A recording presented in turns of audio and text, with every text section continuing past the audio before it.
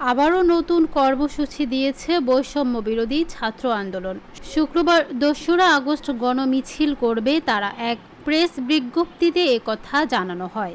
বিজ্ঞপ্তিতে বলা হয়, গণহত্যা ও গণগ্রেফতারের প্রতিবাদ ও শিক্ষার্থীদের ৯ দফা দাবি আদায়ের লক্ষ্যে আগামীকাল জুমার নামাজ শেষে দোয়া, শহীদদের কবর জিয়ারত ও মন্দির গির্জা সহ সকল উপাসনালয়ে প্রার্থনার আয়োজন এবং জুমার নামাজ শেষে ছাত্র জনতার গণমিছিল অনুষ্ঠিত হবে।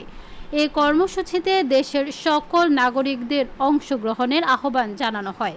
বিজ্ঞপ্তিতে মসজিদের ইমাম ও খতিবদের মিম্বার থেকে প্রতিবাদের ঘোষণা দেওয়ার আহ্বান জানান তারা। পাশাপাশি মাদ্রাসার শিক্ষক ও ছাত্রদেরকে গণমিছিল বের করে আন্দোলনে একাত্মতা ঘোষণা করার প্রত্যয় ব্যক্ত করা হয়।